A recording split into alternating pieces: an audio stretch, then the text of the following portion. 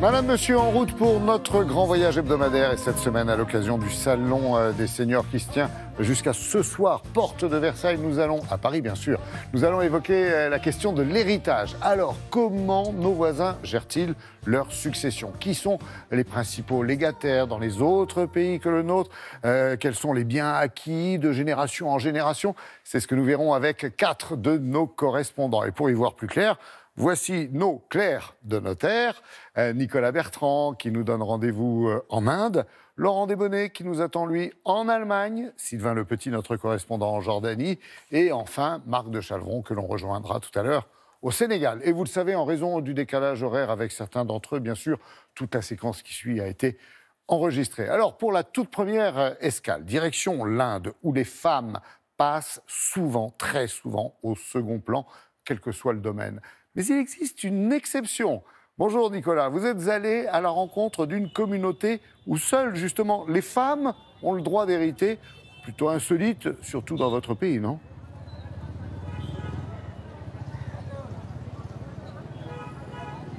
Oui, bonjour Laurent. Effectivement, nous avons l'occasion d'en parler ensemble dans cette émission régulièrement. Ici en Inde, nous vivons dans une société conservatrice et patriarcale.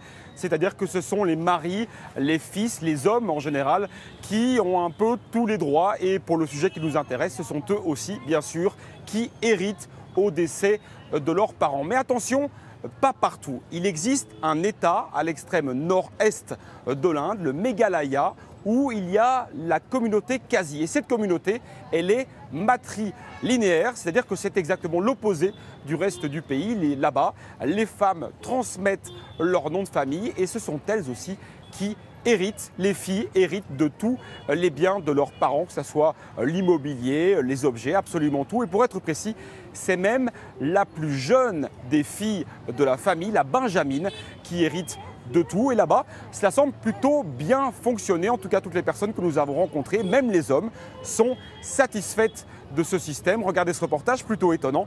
Il est signé Marine Giraud, Victor Bachtik et Lucie Young.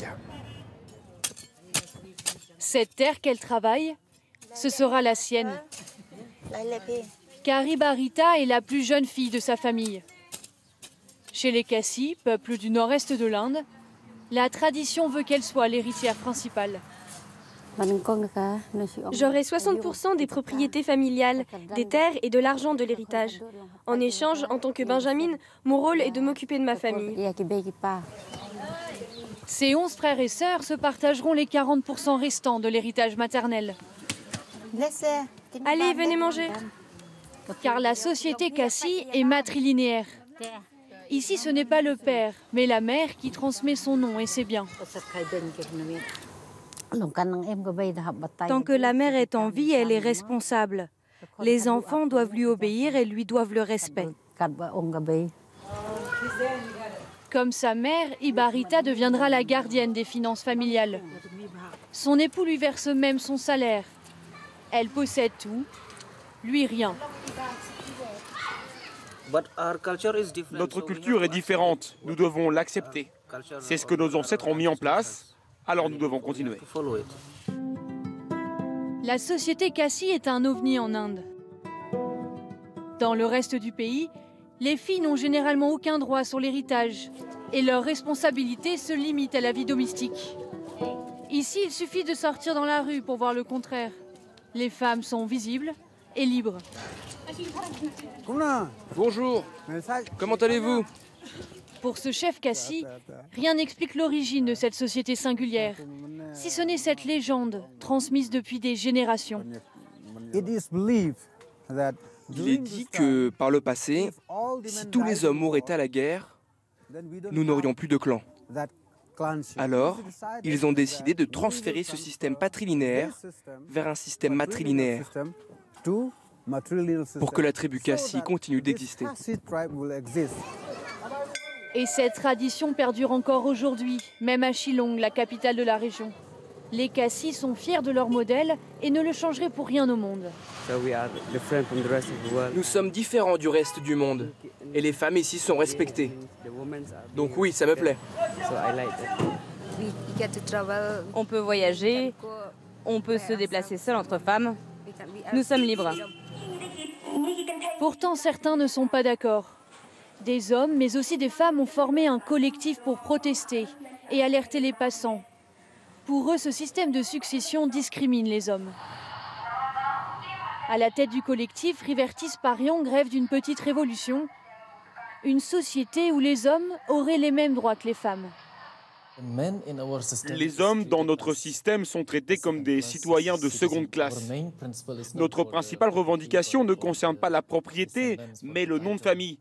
Nous voulons qu'il soit transmis par le père. Rivertis Parion compte défendre le droit à l'héritage des hommes devant la justice. Mais la bataille risque d'être longue. Depuis 1950, la tradition matrilinéaire Cassi est protégée par la Constitution indienne. Et ça, c'est incroyable, Nicolas. Ce sont donc les hommes qui se sentent discriminés.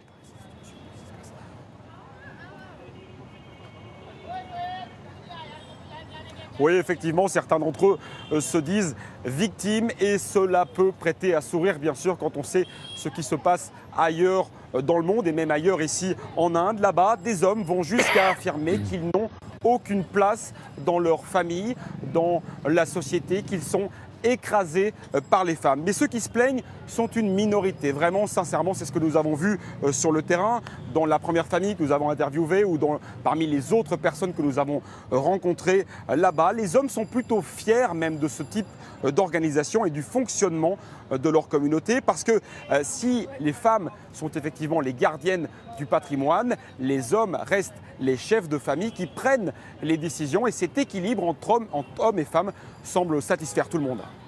Et dans le reste de l'Inde, alors vous pouvez nous dire, Nicolas, à qui profite l'héritage ?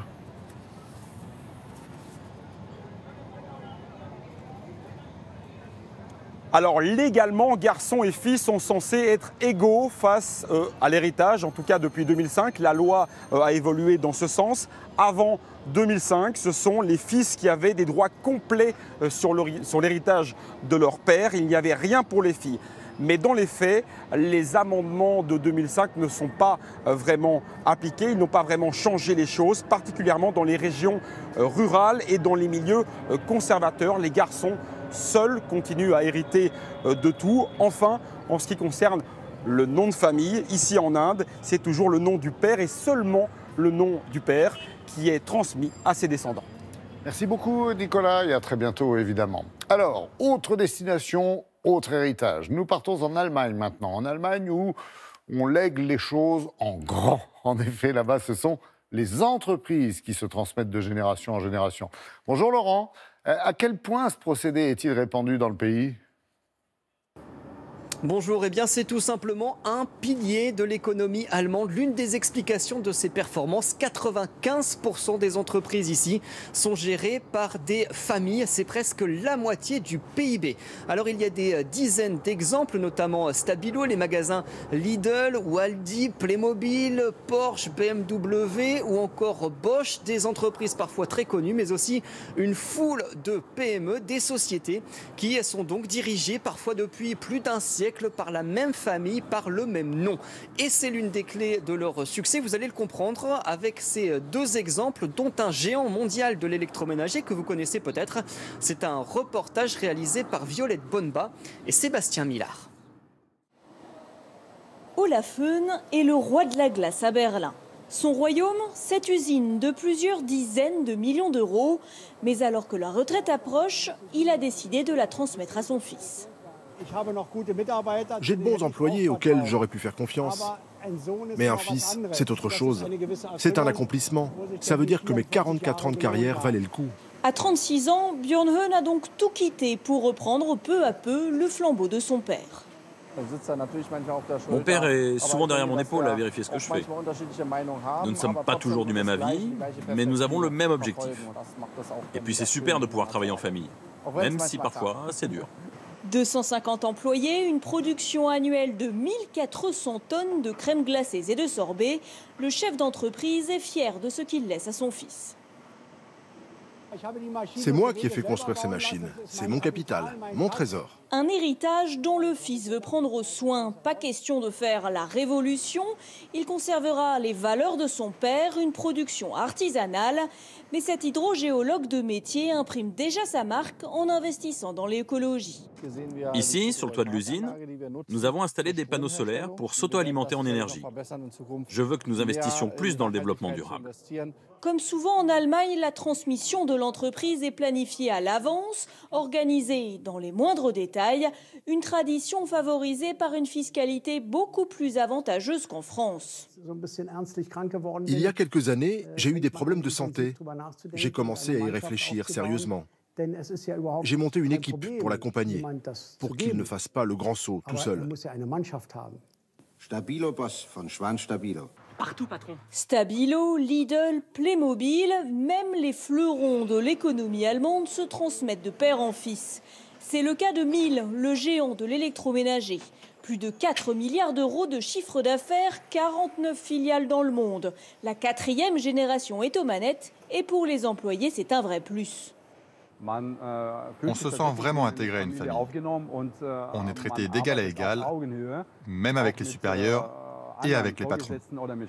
Un musée retrace l'aventure familiale lancée il y a 120 ans par deux associés, Karl Miele et Reinhard Zinkan. L'arrière-petit-fils nous fait la visite. Voici notre première machine à laver. Elle soulageait les femmes qui devaient laver le linge à la main. Ça date de mon grand-père. Et l'ère de mon père commence ici, avec une machine à laver entièrement automatique. C'était son premier brevet.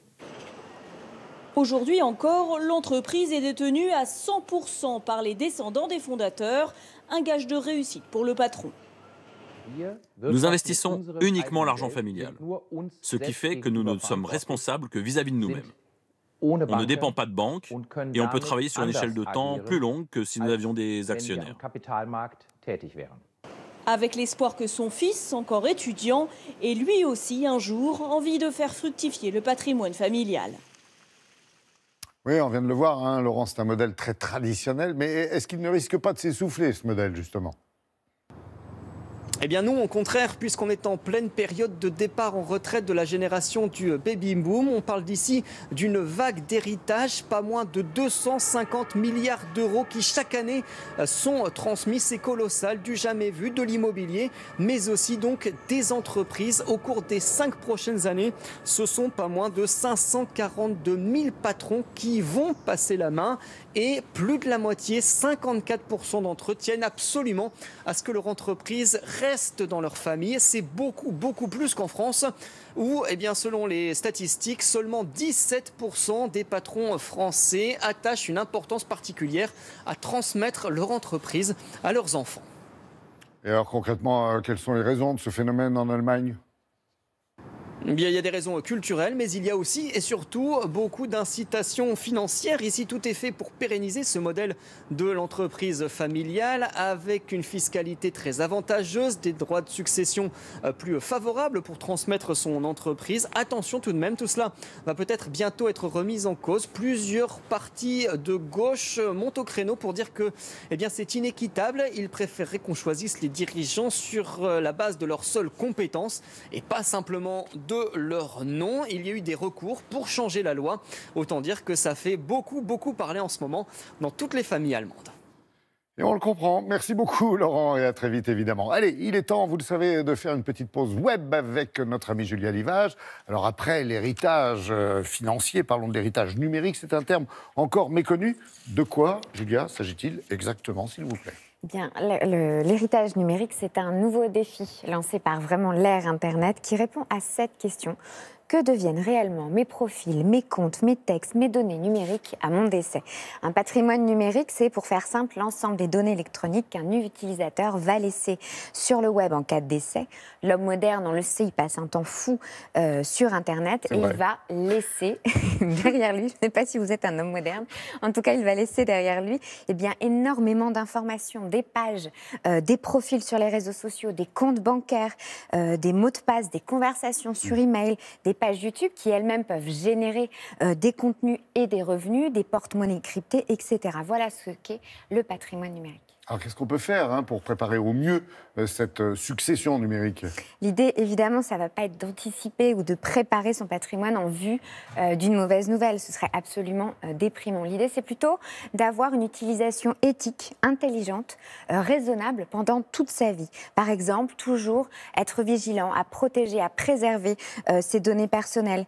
Il peut être utile aussi pour vous et pour vos proches de conserver une liste de vos codes d'accès de vos comptes dans un endroit sûr, la mettre à jour évidemment régulièrement et avoir la même question de sécurité que seuls les proches peuvent connaître. Est-ce qu'il existe des sites consacrés à ce genre d'héritage ? Il en existe effectivement qui vont offrir la possibilité de laisser un héritage numérique, une trace posthume. Alors ces sites, ils s'appellent Dans nos cœurs, e-Veilleur, La vie d'après, Movie Eternity, e-Faida. Et en gros, ils vont proposer aux internautes de créer un profil qui sera disponible en ligne après leur mort pour raconter qui ils étaient. Plutôt que de parler de préparer sa mort, on parle d'éternité numérique, on parle de deuil, mais sans l'oubli. Vous avez aussi des coffres-forts numériques pour préserver vos codes bancaires, vos biens immatériels, vos films, vos musiques, vos écrits, tout ce que vous avez créé sur la toile pour que ça puisse revenir à vos héritiers. C'est plutôt mignon et poétique, moi je trouve. Merci beaucoup, Julia. Le voyage, notre voyage, votre voyage se poursuit en Jordanie maintenant, où les hommes et les femmes n'ont pas les mêmes droits en matière d'héritage, vous vous en doutez. Bonjour Sylvain. Dans ce pays du Proche-Orient, ce sont des lois religieuses qui régissent la succession, et on peut dire qu'elles sont particulièrement inégales, pour ne pas dire injustes. Bonjour Laurent, en effet, en Jordanie, l'héritage se transmet de père en fils et c'est une question d'hommes dont sont généralement exclues les femmes. Pourtant, la loi jordanienne prévoit des règles de répartition inspirées des lois religieuses, mais elles sont elles aussi inégalitaires. Par exemple, une sœur va toucher 2 fois moins que son frère et une veuve touchera moins si elle a eu des filles plutôt que des garçons. Mais comme vous allez le voir dans ce sujet de Laure Van Ruynbeek et Sophie Guignon, des femmes commencent à se battre pour réclamer leur part. En Jordanie, près d'un tiers des femmes renonceraient à leur héritage à cause des pressions familiales. Mais de plus en plus de Jordaniennes décident de se battre pour réclamer leurs droits. Depuis la mort de son mari il y a 2 ans, cette veuve, qui préfère rester anonyme, a demandé l'aide d'une avocate. Elle espère obtenir la faible part qui lui revient, 1/8 des biens de son mari. Première femme de son entourage à oser réclamer son héritage, elle craint les représailles de sa belle famille. Ma belle famille est allée voir mes parents comme on le fait dans les tribus. Ils ont demandé à mes parents que je cède mes droits à l'héritage. Ils ont tout fait pour que j'abandonne. Ils ont fait pression sur moi. Oui, je sais. Avant, les femmes comme vous ne faisaient pas valoir leurs droits parce qu'on leur disait que c'était la honte. Ça donnait l'image d'une femme vénale. Pour Fatima Debbas, spécialiste du droit des femmes, au poids des traditions s'ajoutent des lois inadaptées à la modernité. Il n'y a pas d'égalité entre hommes et femmes, parce qu'en général, l'homme est le tuteur. C'est lui qui paie pour les dépenses familiales, qui a les responsabilités. C'est comme ça depuis 1000 ans. Mais aujourd'hui, les femmes ont les mêmes responsabilités que les hommes. En Jordanie, ce sont les tribunaux religieux qui sont chargés de trancher les litiges concernant l'héritage et d'appliquer la charia. D'après la loi islamique, une femme reçoit moitié moins que son frère. Une veuve, le 8e de l'héritage de son mari. Pour ce magistrat de la Cour suprême, ces lois héritées du Coran sont sacrées, donc immuables. Quand on parle de l'héritage, on parle d'une question religieuse. Cela vient de Dieu. Les principes du Coran, on ne peut pas les modifier ni les changer. Une législation conservatrice que la nouvelle génération aimerait assouplir, comme Lynn et Layan, qui ont perdu leur père il y a 3 ans des suites d'une maladie cardiaque. Elles vivent aujourd'hui seules avec leur mère. Il faut qu'il y ait une égalité entre les hommes et les femmes. Il faut que les filles aient les mêmes droits que les garçons. Comme leur mère n'a pas eu de fils, elles doivent partager l'héritage avec la belle famille. 3 parts sur 8 revenaient aux frères et sœurs du défunt. Si j'avais eu un garçon, nous n'aurions pas eu à partager. C'est pour cela que dans notre monde arabe, il faut qu'il y ait un garçon. C'est pour cette raison que toutes les femmes tombent enceintes encore et encore jusqu'à avoir un garçon. Car toute sa vie est liée à celle de ce garçon. Société patriarcale, lois islamiques, seuls des changements à la marge sont envisagés en Jordanie. Pour protéger les femmes des pressions familiales, les autorités ont instauré un délai de 3 mois obligatoire avant qu'une veuve décide ou non de céder son héritage. Impressionnant. Merci beaucoup, Sylvain, pour toutes ces informations et à très bientôt, évidemment. Allez, retour chez nous à présent avec Isabelle Martinet qui vient nous rejoindre. Avec elle, nous allons faire le point sur la législation, puisque c'est la première chose qui vient à l'esprit lorsque l'on parle de succession. Alors, pour faire simple, qui hérite de quoi ? Alors, par ordre de priorité et en l'absence de testament, les héritiers définis par le Code civil sont les enfants et leurs descendants, puis les parents et frères et sœurs du défunt. Du défunt, ouais. Du défunt, non pas du dauphin. Non, pas la même chose. C'est pas exactement la même chose. Puis les parents autres, c'est-à-dire les oncles et les tantes, les ascendants en fait, puis les collatéraux autres que les frères et sœurs, c'est-à-dire les cousins. Et vous êtes en train de me dire que tout le monde hérite, quoi. Eh bien, pas forcément. Parce que les héritiers les plus proches en degré héritent et excluent les autres. Autrement dit, c'est seulement si le défunt n'a pas d'enfant que les frères et sœurs vont hériter. Son frère et sœur, ce seront les oncles et tantes. Et s'il n'y a pas d'oncles et de tantes, ce seront les cousins. D'autre part, d'autre part, ce qu'il faut savoir aussi, ce qui est important, c'est qu'un héritier peut être représenté par ses descendants. Prenons un exemple. Jean a 2 enfants. Appelons-les Claire et Jules. Claire a elle-même 2 enfants que nous allons appeler, disons, Jacques et Louise. Ce sont de jolis prénoms. Seulement, il s'avère que Claire décède avant son père Jean. Donc, pour la succession de Jean, eh bien, Louise et Jacques vont représenter leur mère, recueillir sa part d'héritage, c'est-à-dire la moitié de la succession, et l'autre moitié reviendra à Jules, qui est aussi le fils de Jean. Ah, excusez-moi, mais le conjoint... Je recommence ou... Non, c'est bon, j'ai compris, mais je pensais au conjoint depuis le début de votre réponse. Le conjoint ou la conjointe, d'ailleurs, ils sont où, là ? Alors, le veuf ou la veuve, ils vont hériter dans tous les cas. Maintenant, la part varie selon l'existence ou non d'enfants, selon aussi le régime matrimonial du couple et selon l'existence ou non d'un testament ou d'une donation entre époux. Attention, les couples qui sont divorcés, pacsés ou concubins n'héritent pas l'un de l'autre. Alors, je complique le problème. Si le défunt a fait un testament ? C'est extrêmement important. Alors, ce testament, qu'il soit établi devant notaire ou rédigé seul, doit impérativement être écrit à la main, daté et signé, et il ne peut pas déshériter les enfants. Toutefois, on a quand même une réserve disponible qui s'appelle, en droit, la quotité disponible, c'est-à-dire une partie que l'on peut attribuer par testament à une personne ou à une association de son choix. Et son montant varie en fonction du nombre d'héritiers légaux, ça varie de 1/4 à 3/4 de la succession. Maintenant, si le défunt n'est pas marié et n'a pas d'enfant, il peut léguer par testament 100% de ses biens à qui il souhaite. Alors, tout autre chose, et on l'a vu parce que ça a été très médiatisé avec le décès de Karl Lagerfeld. Certains souhaitent, par exemple, léguer leurs biens à leur animal de compagnie. Est-ce que c'est vraiment possible ? Alors, en France, la loi de 2015 définit l'animal comme un être vivant et doué de sensibilité, mais non comme une personne juridique qui est la seule apte à pouvoir disposer d'un bien. Voilà, ça veut dire tout simplement qu'en France, à ce jour, eh bien, non, un animal ne peut pas hériter d'une personne. En revanche, on peut léguer, on l'a vu, une somme d'argent à une personne ou à une association qui prendra soin de l'animal jusqu'à son décès. Ah, vous parlez d'une législation qui, en fait, a évolué tout au long des siècles passés. Oui, mais depuis toujours, finalement, ça existe. C'est-à-dire que si on remonte jusqu'en Romains, on se rend compte qu'il y avait déjà une réserve disponible pour les descendants. Napoléon l'a inscrit dans le Code civil avant qu'au XIXe, eh bien, la transmission ne s'accompagne, on le sait, des mariages d'intérêt. Il faudra attendre les années 60 pour que les épouses soient des héritières automatiques, c'est-à-dire qui ne passent plus après les parents. Et aujourd'hui encore, on se rend compte que l'héritage est encore un sujet un peu tabou qu'on a du mal à aborder. Et pourtant, eh bien, ça ne fait pas mourir que de dire, par exemple, où sont les papiers ou de clarifier la liste des biens.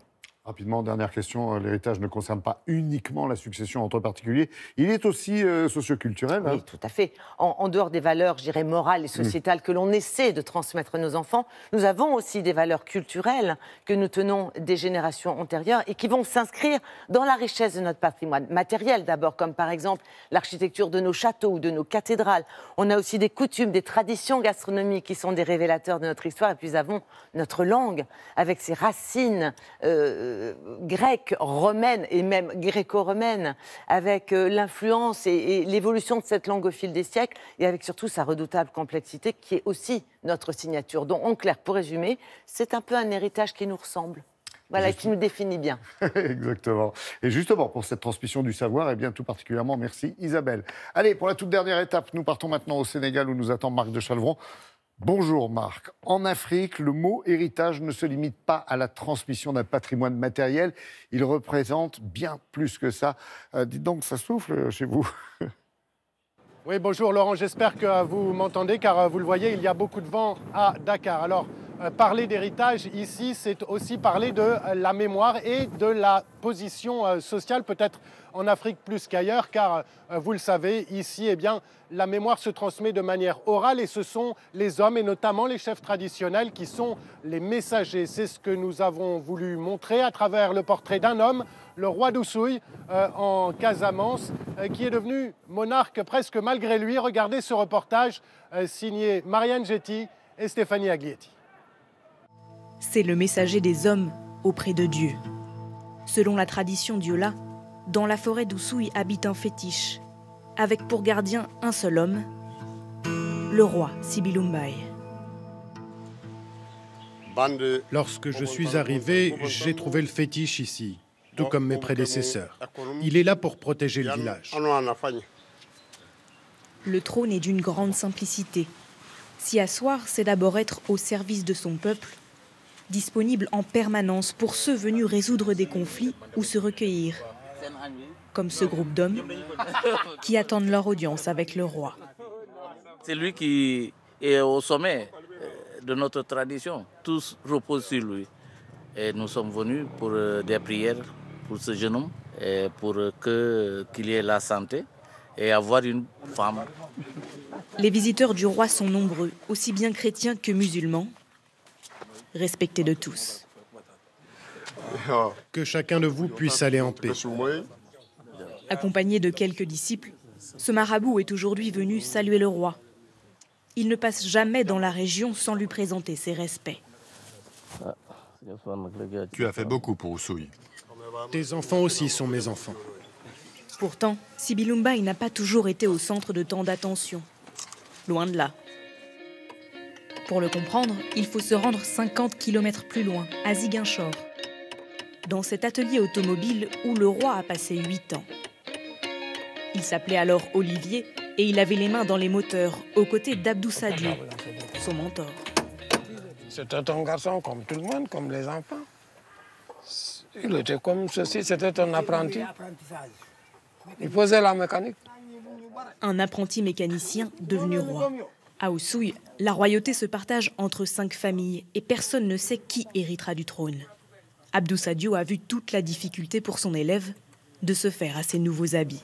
Quand je vais là-bas, il m'a enlevé son bonnet rouge. J'ai dit non, il ne faut plus faire ça. Tu es dans un autre palier maintenant. Tu es roi. Si tu m'enlèves ton bonnet là, les gens vont se demander qui c'est celui-là. Le roi lui enlève son chapeau. C'est pas normal.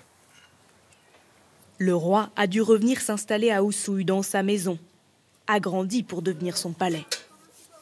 Il y accueille ses 3 femmes, ses 15 enfants et tous les visiteurs qui frappent à sa porte. Un devoir qu'il assume presque malgré lui. C'est la royauté qui permet tant bien que mal de conserver certaines de nos traditions ancestrales. Mais je dois vous dire que si on m'avait laissé le choix, j'aurais préféré ne pas être roi. Pourtant, malgré le poids de son héritage, Sibilumbaye l'assure, pas une fois, il n'a envisagé d'y renoncer. Marc, il s'agit là, on l'a compris, de transmission du pouvoir, mais ce n'est pas la seule fonction sociale dont on peut hériter au Sénégal. Oui, Laurent, effectivement, et on pense aux griots, ces maîtres de la parole. Historiquement, ce sont eux qui transmettent à la fois la culture commune et l'histoire dans les royaumes d'Afrique, dans les anciens royaumes d'Afrique de l'Ouest. Et sans eux, beaucoup de traditions se seraient perdues. Et encore aujourd'hui, au Sénégal, beaucoup de familles de griots sont identifiées comme telles. Et ce n'est pas un hasard si beaucoup de chanteurs connus ici sont issus de ces familles-là. Et on pense notamment à la star mondiale Youssou N'Dour. Oui, en effet. Pour finir, Marc, en quelques mots, on parle de héritage matériel. C'est une question qui pose souvent problème dans les familles sénégalaises. Oui, Laurent. Alors ici, au Sénégal, plus de 80% de la population est musulmane et la plupart des familles se réfèrent aux droits musulmans pour régler les questions d'héritage avec des règles qui sont d'ailleurs bien connues. Par exemple, un enfant qui est né hors mariage n'a droit à rien. Il n'est pas considéré en matière d'héritage. Par exemple, également pour les filles, elles ont droit à moitié moins que les garçons. Et les familles doivent se mettre d'accord entre elles avant de partager le patrimoine. Or, c'est souvent compliqué, notamment dans des familles polygames. Et si la famille n'est pas d'accord, le patrimoine est tout simplement gelé, ce qui peut expliquer qu'à Dakar, beaucoup de maisons, par exemple, sont à l'abandon depuis des décennies. Merci beaucoup, Marc, et pour ce portrait et pour toutes ces informations. Et à très bientôt, évidemment. Madame, Monsieur, l'émission touche à sa fin. Merci à nos 4 correspondants pour ce voyage qui restera gravé dans nos mémoires.